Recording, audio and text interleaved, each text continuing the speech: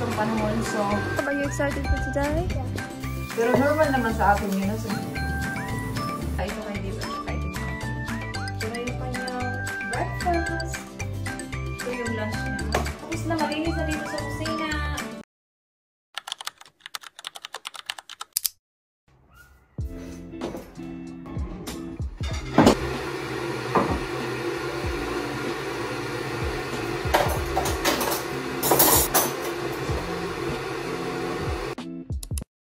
May pasok na si Kira, first day of school. So, year 3 na siya today, no? Bilis ng panahon. So, 7 pa lang. So, yung gagawin ko is mag-prepare ako ng kanyang lunch school. Hindi ko alam kung ano yung gagawin ko. Pero mag-gawa ako ng sandwich. Pagyan natin. Ito yung kanyang bag.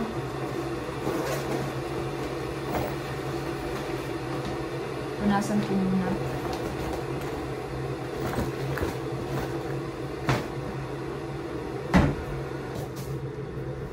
Ito yung gagamitin ko mga. Siya yung pumili ko. Pinta muna tayo ng kape.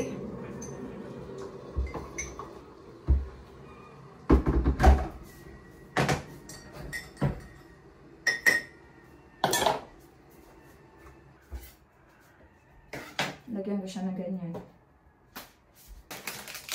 Crisp. Oreo.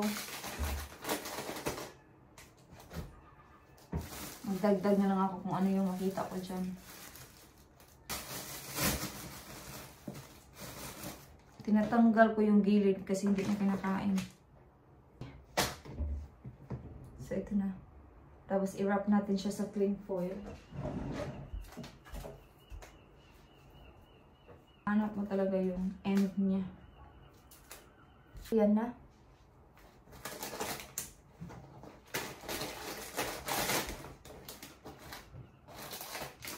Maglagay din ako nito.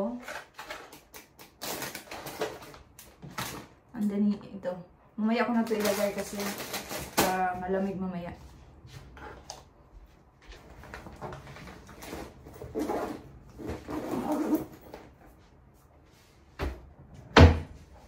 Yun lang naman.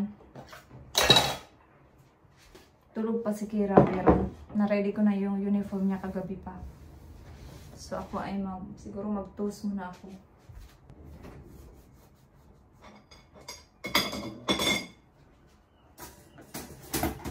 Mag-on ako ng washing. Kasi dapat kagabi ako mag-washing. Pero sabi ko baka makalimutan ko ba.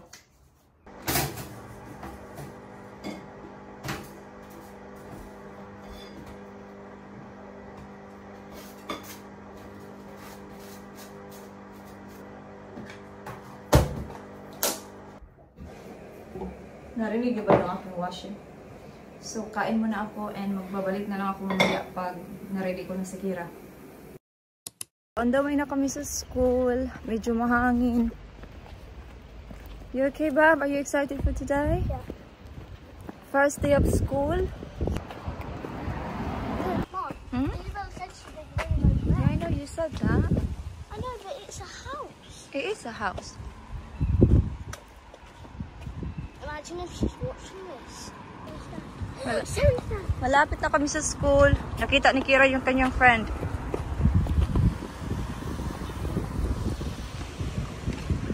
Tingnan, nakita niya. Come on this way, Kira! So, I'm back! So, anyway. So, hindi na ako nag-vlog on the way home. Kasi gusto kong makauwi agad para makapaglinis ako bago ako papasok sa aking fish and chips. So, hugasan ko lang muna itong mga kinainan namin kanina. Nakapag-vacuum na din ako. Tapos mag-mop. Tapos i-wash ko yung mga pamunas. Yung lang naman.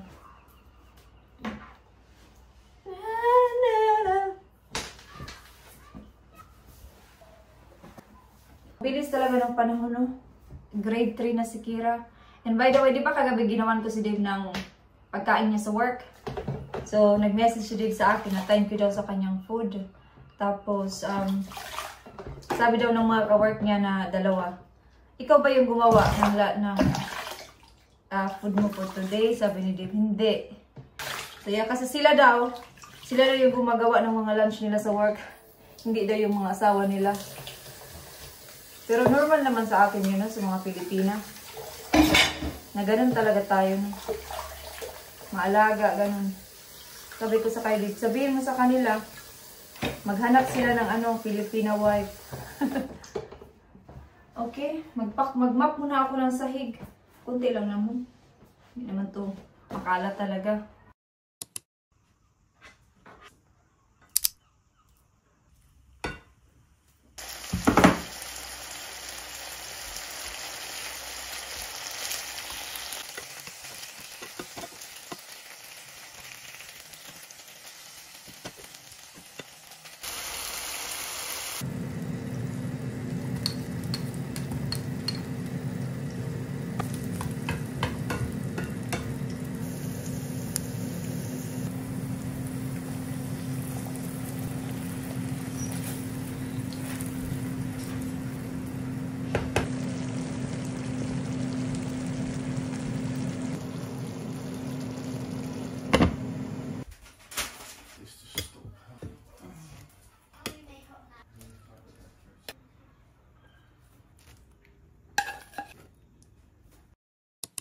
Kainan na.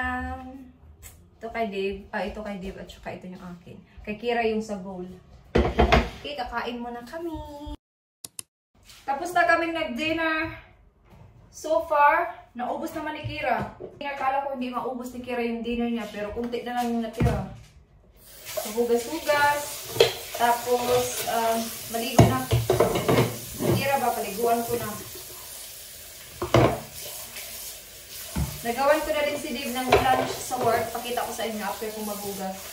So, gawa na lang ako ng kanyang breakfast. Wala kasi kaming dishwasher. Kasi, kunti lang naman yung hugas namin every time. Kahit yung mga in-laws ko, wala silang dishwasher. Yung sister-in-law ko din, meron siyang dishwasher. Pero sabi niya, hindi naman daw nagagamit. Nagagamit lang pag may mga bisita talaga. Yung may mga party-party, ganun. Pero kung siya lang daw mag-isa, hindi niya nagagamit. Kaya nung nagpagawa kami dito sa kusina, sabi ko kay Dave, wag na mag-dishwasher. Pero pag winter, pag malamig, nasisira yung kamay ko sa pag naghuhugas, kaya nag-gloves ako pag winter. Kasi sensitive yung kamay ko pag malamig talaga. Kaya pag winter lagi akong pumupunta sa shop, ng cream or pumupunta sa doktor. Kasi napaka-sensitive ng kamay ko. Pag summer, walang problema. Pag winter lang talaga, siguro nga sa lamig ba.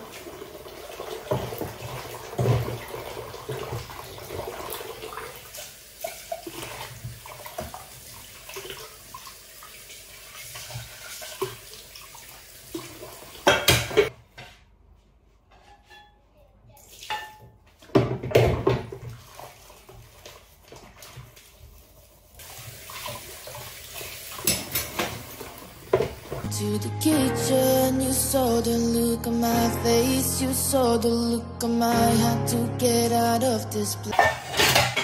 Magpunas na ako dito.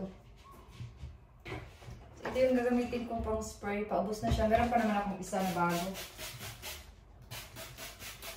Para mabango yung kusina sa umaga.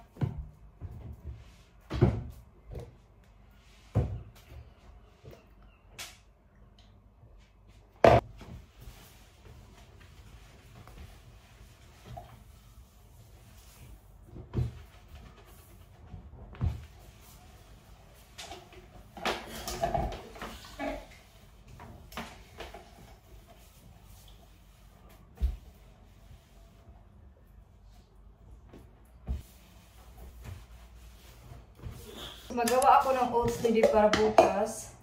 So, ito yung oats. Ubusin ko lang muna to. Pero meron akong nabili kanina sa Moreso na bago. So, lagyan ko muna siya ng milk.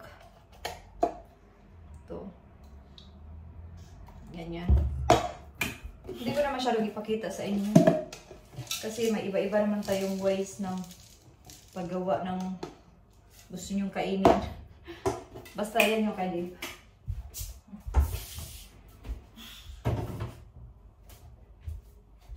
Tapos lagyan ulit siya ng milk. Para mababad siya ba.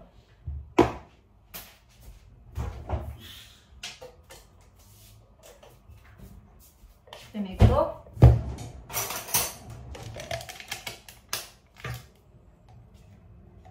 Nabuso na natin to kasi konti na lang. Si Kira, paliguan ko na yan. Maagang makatulog. Kasi may pasok na, diba? Kaya dapat maaga na matulog or else mapagod na naman si Kira pag late natulog. Okay lang pag walang pasok, pero pag to school na kasi.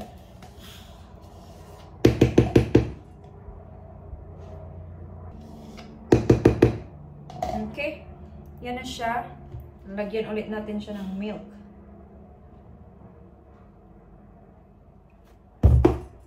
Kasi lagyan ulit natin ng oats. So, ito yung nabili ko kanina. Daw ko siyang ilipat doon sa lalagyan.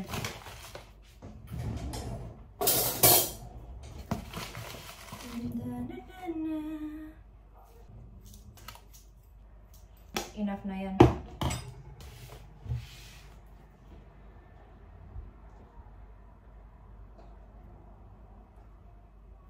Okay, and then lagyan na natin siya ng prutas.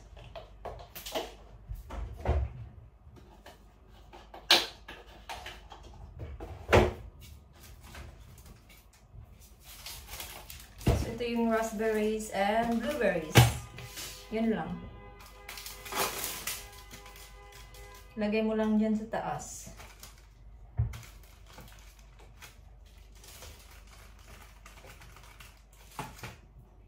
Kailangan ko nang ubusin to kasi meron akong bagong binili kanina.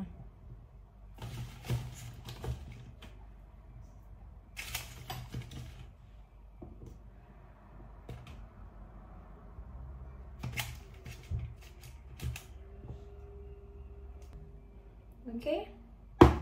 Ito na siya.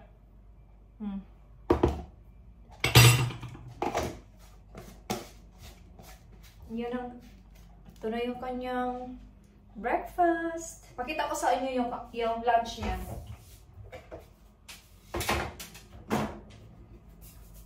Ito yung lunch niya. Di ba?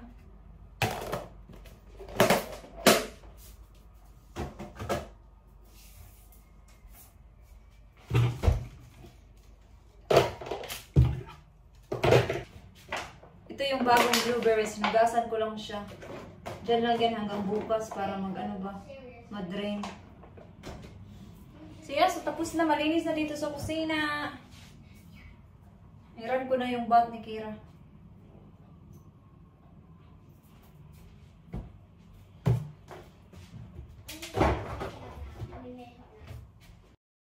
So, gabi na guys. Nag-wash na ako. Naligo ako actually. Tuyo na lang. So ngayon is magtimpla ako ng tawag nito. Ito ba? White chocolate.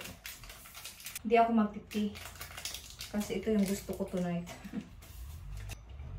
Hindi pa kasi ako inaantok.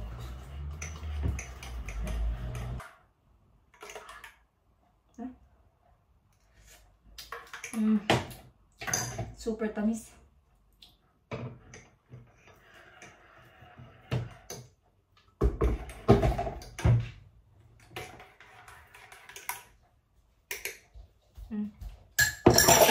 After school, has Amy said? I don't know. Well, maybe her mum said. I don't know. She didn't say anything. Tomorrow himself, Mum might text you about for this week or something. Oh, maybe. Yeah, I don't know about. So yeah, I think i-end ko na dito yung vlog, no? Kasi i-enjoy ko na yung aking quiet time. Si Kira matutulog na yun mamaya-maya. Mag 8:30 na. So 8:30 kasi yung bedtime niya. So anyway, i-enjoy ko na yung aking white chocolate na hindi ko alam kung magustuhan ko. First time ko kasing magtimpla ng ganito. Normally yung milk ba? Yung milk chocolate yung tinitimpla ko. So yeah, so i-end ko na dito yung vlog kasi mag-skincare na ako after. And yeah, so thank you so much guys for watching this vlog, and I hope to see you guys on my next one. Bye bye.